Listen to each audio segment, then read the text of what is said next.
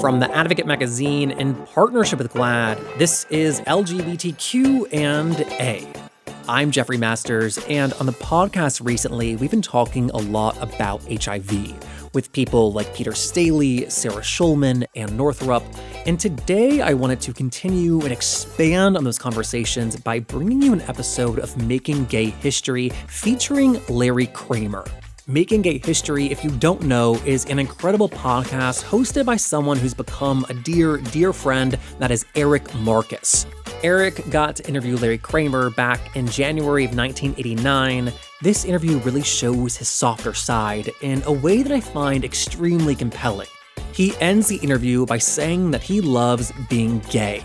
Even with everything going on with HIV, even with the suicidal ideation you'll hear him talk about, heads up there, even with all of that, he still calls being gay a wonderful, wonderful thing. So if you enjoy our podcast, I think you will also enjoy Making Gay History. And without further ado, let's hear it. I'm Eric Marcus, and this is Making Gay History.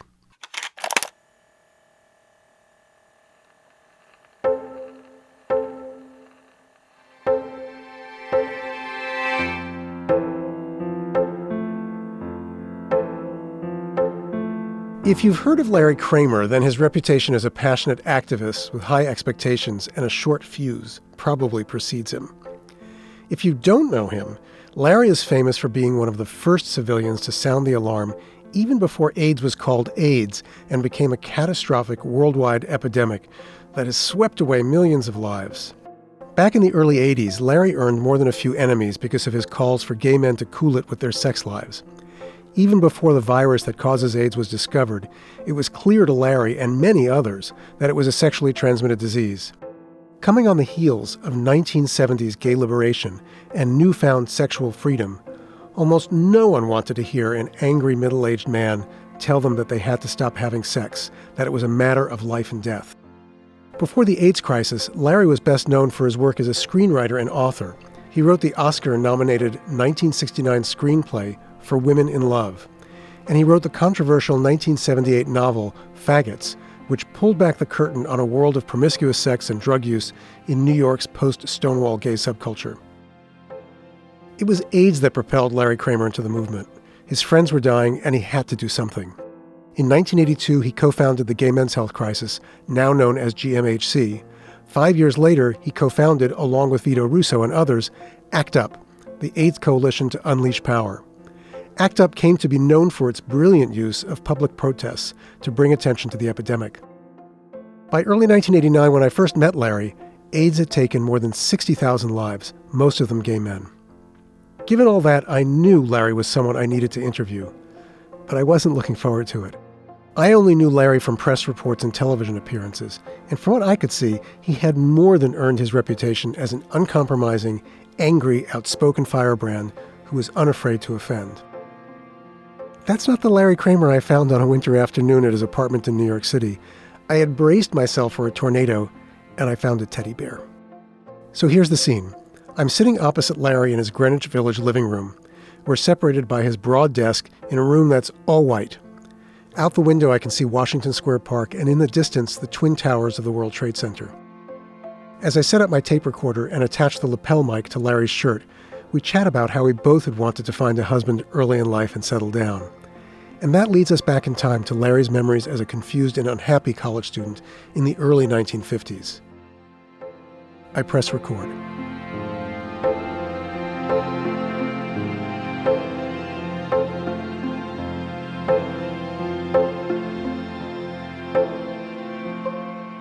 Interview with Larry Kramer, Thursday, January 26, 1989, at the home of Larry Kramer in New York City. Interviewer is Eric Marcus, tape 1, side 1. When I went to Yale, I thought I was the only gay person in the world and tried to kill myself because it was so lonely. Actually did try to kill yourself? Yeah. What year and was I think that was you... 53 was the year, my freshman year at Yale. It was awful. I mean, do you want to go back that far? Mm-hmm. Well, I'm also curious because I was a college student on 76, desperately unhappy. Where? At Vassar College. There were a lot of gays. There weren't that many. People think there were a lot. Yeah. I always said if there were so many gays, why was I so unhappy? But I was a miserably unhappy person, and death seemed very appealing at moments during my freshman year when I was dating a woman and sneaking off with a man behind me. And life in '53 at Yale must have been much more difficult than '76 at Vassar. Well, I mean, I don't know if you could even start in '53. I knew I was gay, I think, from the day I was born, and I think that there had been I now know that there were experiences all through before I even got to Yale, and they were all covert and guilt-inducing on everybody's part. So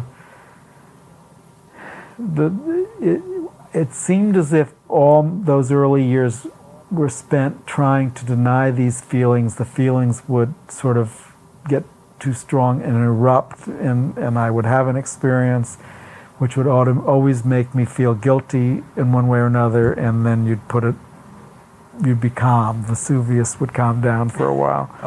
A week or two. And Yale was awful. There was a gay bar called Pirelli's. It was just awful the time when I finally had the courage to go there. And it was only 2 blocks from campus, but it was a million years away. It was very dark and gray and inside and smoky and filled with older men and I only went the once, and somebody picked me up in a car and we drove for what seemed like hours before we found a place that was quiet to do it, and then he drove me back where you didn't say a word, all of that. How did you try to kill yourself? I ate 200 aspirin. Oh my God, talk about slow and miserable death. You must have been pretty miserable to swallow 200, and you must have been even more miserable after. Did you wanted out? Was that... Who knows? It's a scene I'll never forget. The scene of taking the pills, or the scene of waking up and finding you're still there? I didn't wake up. I went to bed and I got scared, and I called the campus police, and they came and took me to the hospital and pumped my stomach. And I was then I fell asleep, and I woke up in a room with bars, and at the Grace New Haven Hospital, and there was this very unpleasant hospital psychiatrist who said, "All right, Mr. Kramer, why did you do it?" And I said, "Go fuck yourself," or words to that. He said that, and he said, "You're not going to be let out of this hospital until you tell us why you did it." And I said, I just he rubbed me the wrong way, and I wouldn't have told him. Who knew why I did it anyway? So my brother, who's always sort of looked after me, came and got me out, and he was friends with the dean of freshmen. My brother had been to Yale before me, and it was, ordinarily when something like that happened, you were shipped off to go join the army. Really? In those days, yeah. And then you can come back to Yale when you've sort of grown up. But they let me stay if I went to the university psychiatrist. His name was Dr. Fry, Clement Fry, and he was about in the 60s. He had silver hair, and he was a good-looking man. He wore his rep tie and his button-down shirt. And you just knew that he cared more about Yale than he ever did about you. And and I told him of this experience that I had I had been invited to go to the room of 2 of my freshman year, 2 guys freshman year that I had met. And they somehow mercifully had found each other, and they were living in this room, and I was invited for tea or something. And I walked into this room, and the room, you know how awful freshman year rooms are. Well, they had done their room, and it was painted all black, and there was everything had been taken out of the room except, a low mattress, which was black, and there was a perfect coffee table with a rose in a vase that was spotlit in it. And gay men are born. And Mabel Mercer is playing on the phonograph, right? So I described this all to Dr. Fry, and Dr. Fry's reaction was, I wouldn't see those guys anymore if I were you. And that's what Yale was like, and that's what going to a psychiatrist was like. So, and there wasn't a local gay student group for you to call. and it was. I mean, I love going back to Yale now, and this is my real yardstick of how far we've come. Even though I'm always yelling about how we've not come far enough, I go back to Yale, and Yale is like the gay college now, and there's a dance every year for well over 1,000 gay men and women in across the campus from where I tried to kill myself because I thought I was the only one. So that is your yardstick for change.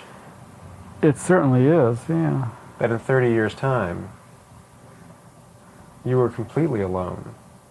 30 years it is. Yeah, God, it doesn't. It's a long time.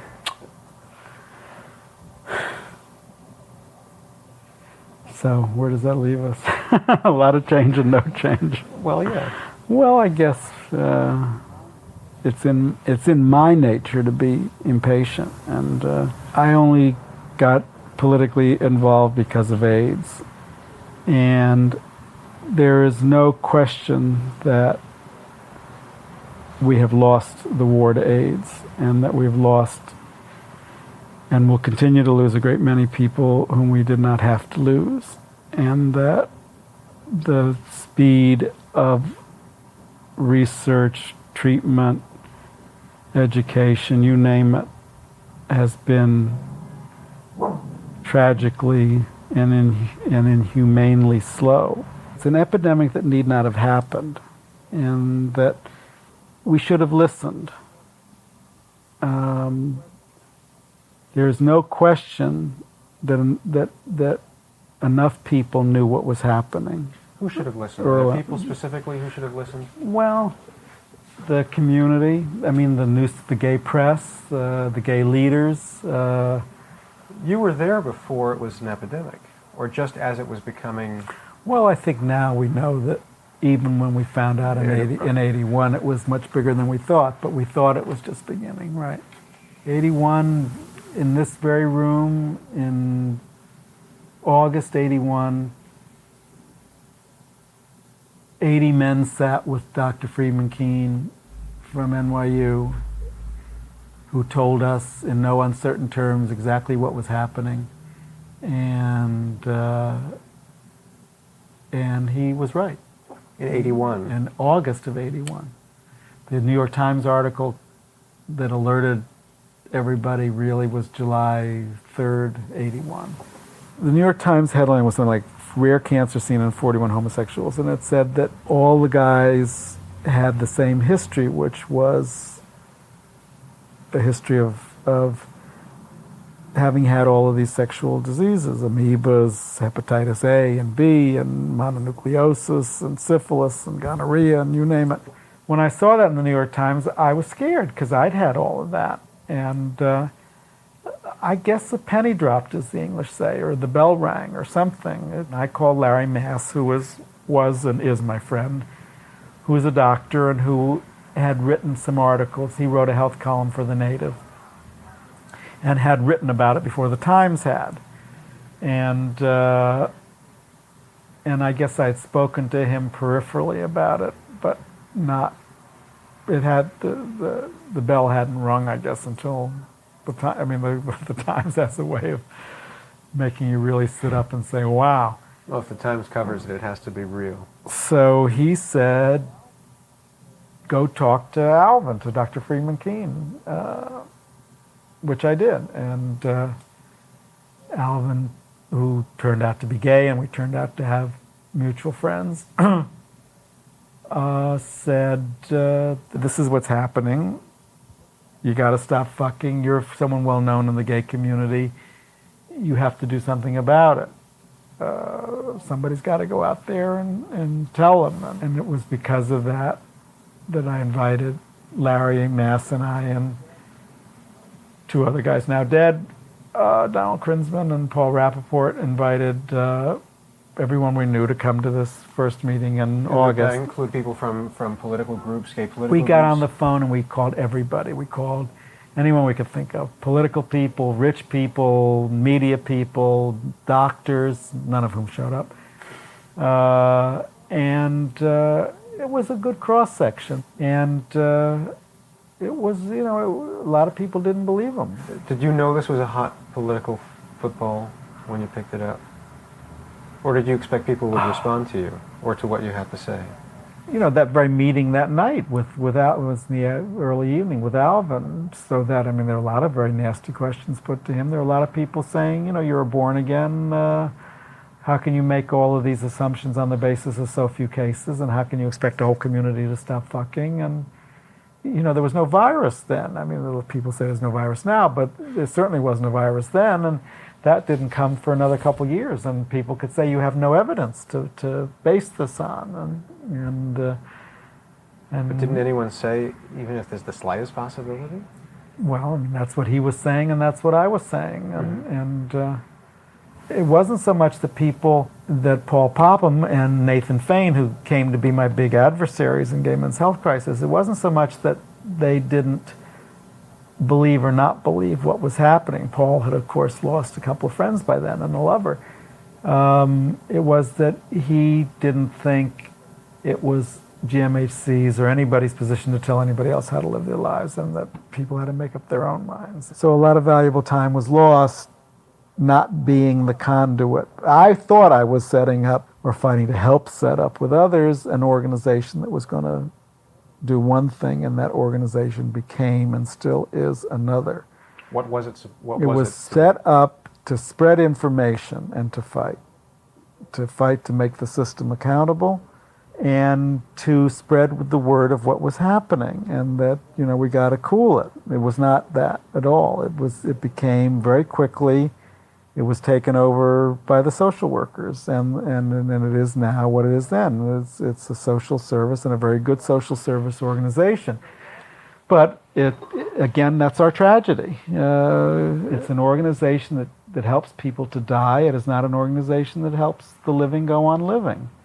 And we still don't have an organization to do that, except maybe ACT UP, which came along much too late.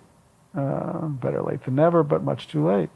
I blame myself. I am very cognizant of a great failing on my part, that I did not have the ability to be a leader, that I did not have the ability to deal with my adversaries and still be friends.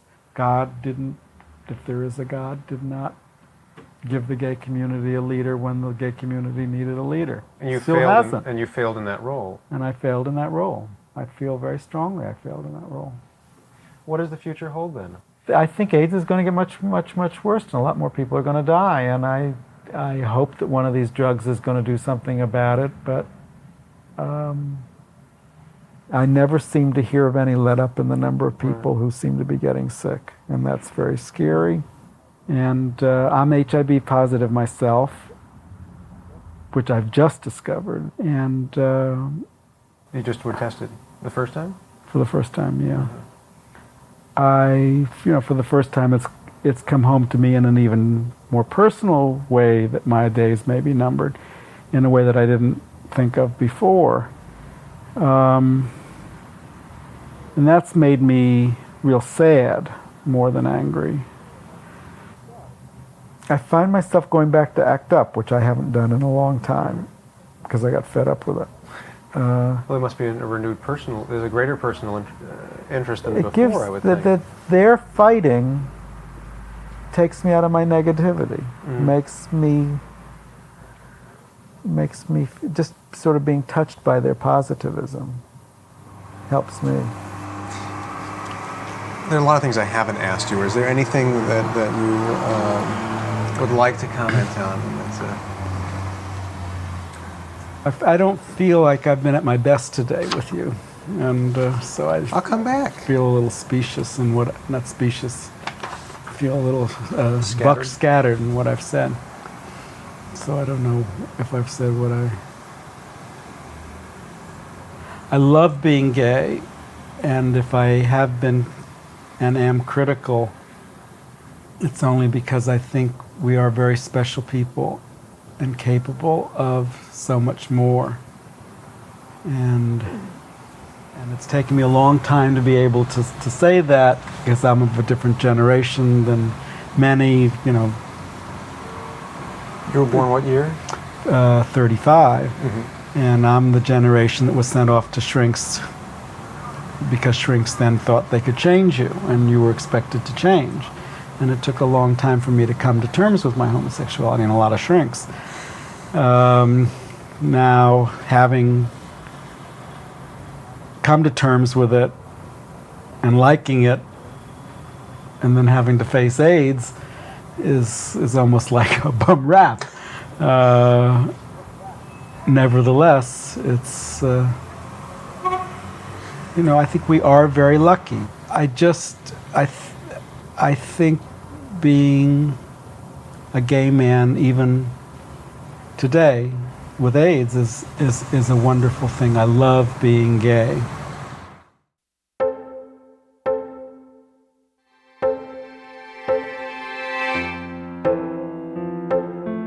After I turned off my tape recorder, Larry Kramer and I talked about his health, which hadn't been great. Besides being HIV positive, 2/3 of his liver had been destroyed by the hepatitis B virus. His doctor told him that he had maybe 3 years to live. But Larry is still alive today. Experimental drugs and a liver transplant in 2001 saved his life. Larry also got his wish to find a husband. Settling down with David Webster in 1991, they married on July 24th, 2013. Larry and I talked about how he'd like to be remembered. He told me that he sees his work, like the landmark play The Normal Heart, as his legacy. But at the risk of disagreeing with Larry, I think his biggest legacy was saving lives through the activism he inspired and his warnings about AIDS, which were heard by more than a few of us, including me. A lot of us owe our lives to Larry Kramer.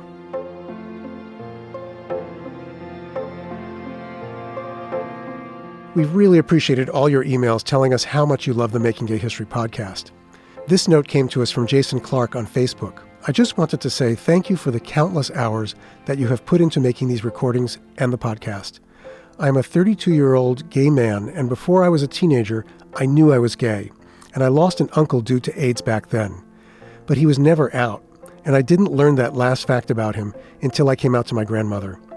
I feel like I missed a lot of his life because of that. I never understood why he never came out, and your podcast helps me realize that I have taken a lot of freedoms that I have today for granted, that my uncle and millions of others never had.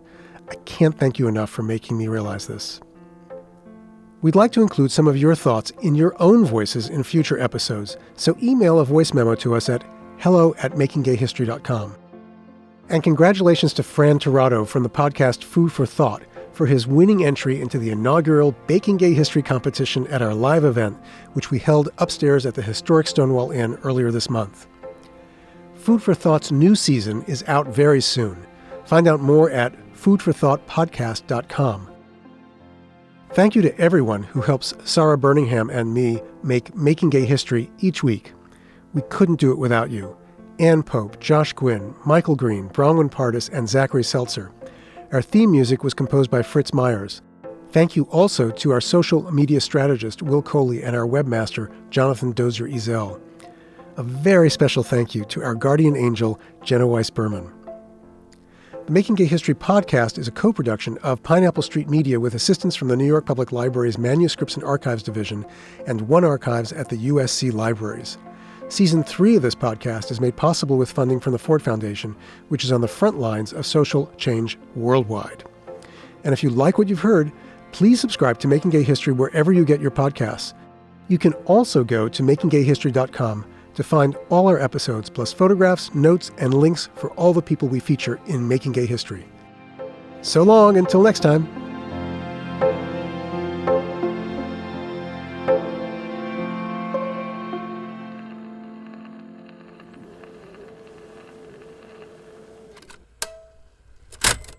All right, that was Eric Marcus with Making Gay History. If you want to listen to more episodes of that show, you can find it on Apple Podcasts, Spotify, wherever you're listening to this one. We'll be back next week with a brand new LGBTQ&A, so I will see you there. Bye.